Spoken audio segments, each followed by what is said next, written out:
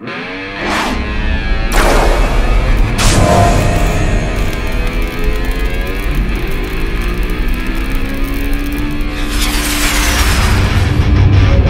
again, folks, congratulations. I'm your host, Roger Goodwater. We're back for another edition of the Piedmont Football Show with our head coach, Steve Smith. Coach, this past week, big game in Aniana. The conditions is probably one of the worst I've experienced as a coach or as a player on the sideline and in the game. Talk a little bit about Aniana in the game. Well, you know, we went to Aniana with hopes of finishing up on I guess it's been a 5-game winning streak to go into the playoffs, and you know, we knew Aniana had a great team when we got there, and you know, conditions we talked about it with the kids before the game. They were saying for everybody, so you can't use that as an excuse. It was pretty treacherous out there as far as, you know, just trying to throw the football, kick and catch the ball when the ball was in there. You know, we ended doing a lot of crazy things with it, but it worked both ways. And at the end of the day, we just didn't do enough to get the game. You know, we felt like we played well. We felt like that, you know, we did a lot of things right, but we didn't do enough stuff in the end to win, and that was disappointing to us. But we got to shake that one off and get ready for the playoffs.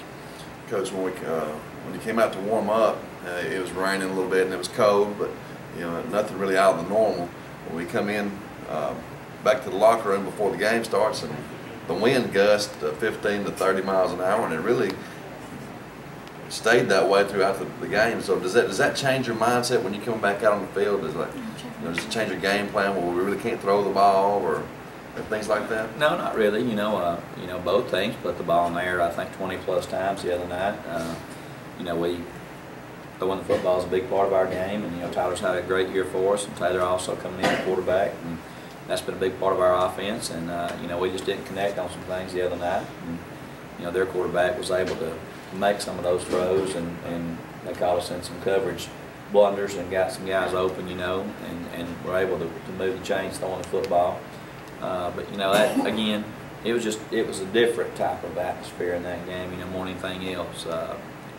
We talked about it in the locker room. I've not been involved with many types of games, you know, where having the wind to your back is an advantage. You know, you see that a lot of times on the college and professional level where they take the wind or whatever. You know, that's not ever really been a factor in any of our decisions that we've made in the past, but it did make a difference the other night. You know, the odd thing about it, I think both quarterbacks actually had better numbers throwing the ball into the wind than when they had the wind at their back, which is kind of an odd situation, you know. But again, conditions aside, Aniana's a great football team.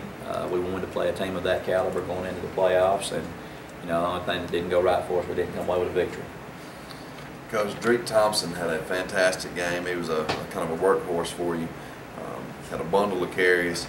He seemed to be getting stronger as the game went on. Talk about Drake Thompson and how, you know, wet field, whatever, he was making some cuts and really running the ball well. Yeah, Drake has had an outstanding season for us at running back this year. You know, we don't have the luxury of having as much depth in the backfield this year as we've had in the past, and so Drake's had to shoulder a little bit more of the load, probably taking on a few more carries in the game than what we'd like. But you know, he's done an outstanding job for us, and I think he's really improved as a running back. And he's always been a big physical kid that could get out in the open field and break a run. But the thing I've been probably most impressed with this year is his ability to run between the tackles and yards after contact.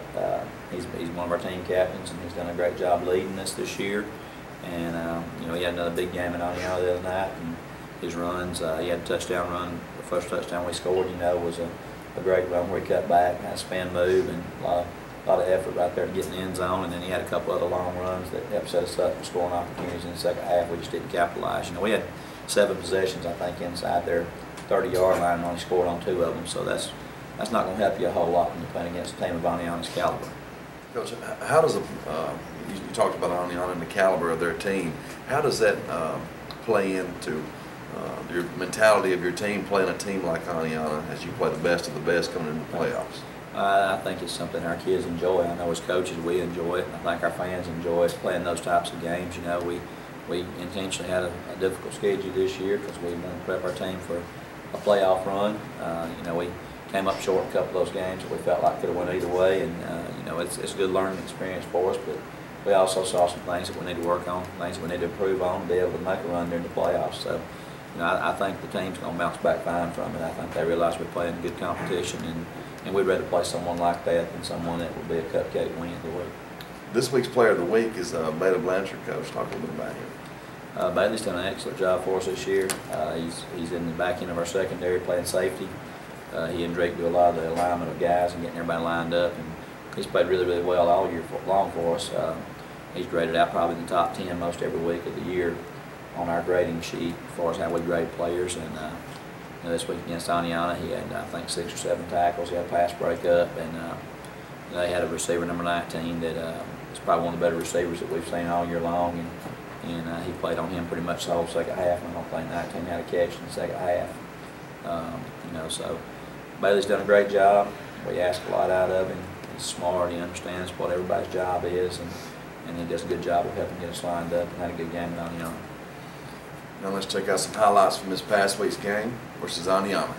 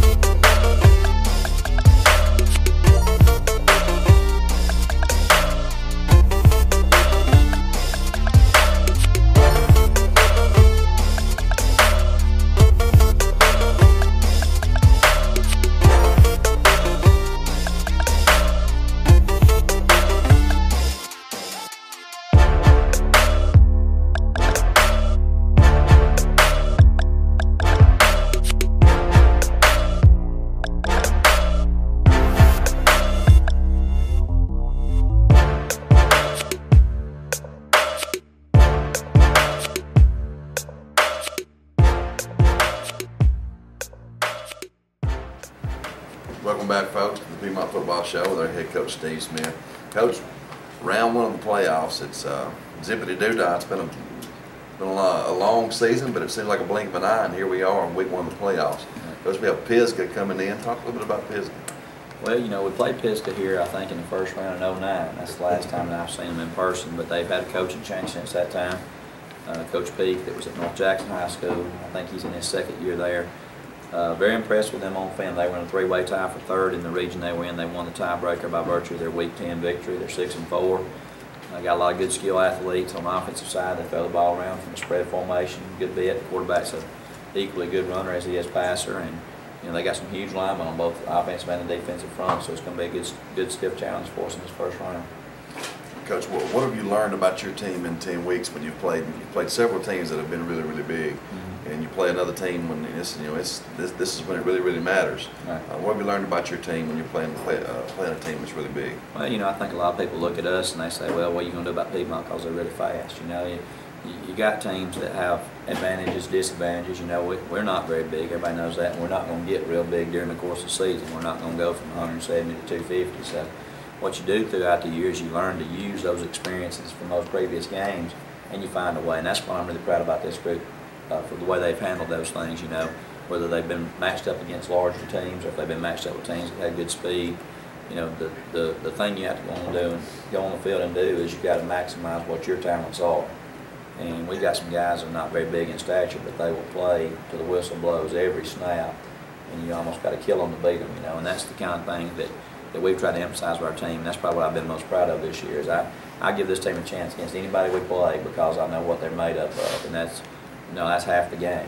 if you got the mental state that you're supposed to win the game, and that these guys do, then I feel like we got a chance against anybody. So. Talking about our team, it's really, really fun as the season progresses each year, each and every year. The heart and determination of our players is just something that is not found in every school and in every team. How is that, Coach? Is that something that just comes natural to players? You're just blessed with good players? Or? Well, it's great to have good players, don't get me wrong on that, but you also have to have kids that you know that you can count on, who have a vision of all want to accomplish the same goal at the end. You know, there's a lot of people that they get to week 7, 8 of football season, they're ready for it to be over with, and we hope to be just hitting our peak a little bit when we get toward the end of the regular season, so we can go on in the playoffs and make that run that everybody wants to make. But we got great kids, they work hard, they're in a routine. We pretty much train in the weight room year round. They do a great job with their conditioning, and they have a sense of pride about them. They know what's been done here the last few years, and they want to do their part to keep that tradition going. So, I don't worry a whole lot about our guys being ready for it to end, because I think most of them, if they don't make it to state championship game and win the state championship, it's a disappointment for them. And that's the kind of kids I want to coach. We're excited. It's going to be a great run in the playoffs. We have a couple questions from our segment, Ask the Coach.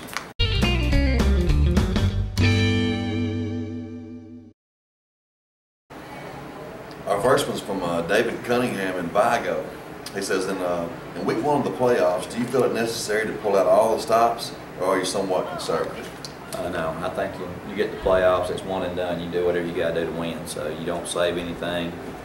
We're not planning to try to show anything to make somebody else have to work on stuff. There's a lot of different philosophies there, but I've never been one of those that ever, when we call plays, every play I call on the sideline is intended to score, and every time we call a call on the defensive side, it's intended to hit them in the backfield. So you pull out all the stops, do what you got to do to win that game, because if you save all your tricks or whatever you got and you don't make it to the next round, then you just wasted your time. So we're going to do whatever we got to do to win this game.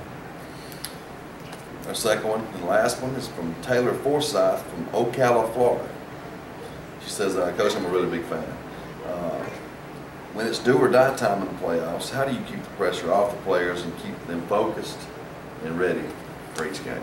I've never been a big pressure person as far as thinking that things had to be affected by pressure. I mean, it's a football game.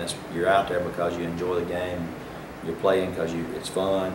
You enjoy the camaraderie of your teammates. You prepare during the week. There really shouldn't be pressure during the game. I think pressure is the stuff that we bring upon ourselves with expectations that, may not always be real expectations. I just tell them to go out there and play the game. You're prepared, relax, enjoy it, and have a good time. Because at the end of the day, when 9:30, 10 o'clock rolls around, there's going to be a winner, there's going to be a loser, and I don't think you can give yourself your best chance to be the winning team if you put pressure on yourself about everything that you're trying to do during the game. You just got to go play. That's great, Coach. We thank you for joining us again this week for the Piedmont Football Show. As we leave you with highlights from our Player of the Week, Bailey Blanchard. This Friday night, Field of Champions, first round of the playoffs versus Pisgah. Come out and support, get here early, leave late. Go Dogs. Roof, roof. It's baby doing. Everybody sing. Hey baby, hey baby, hey baby, hey baby, hey baby, hey baby, hey baby, hey baby, hey baby, hey baby, hey baby, hey baby.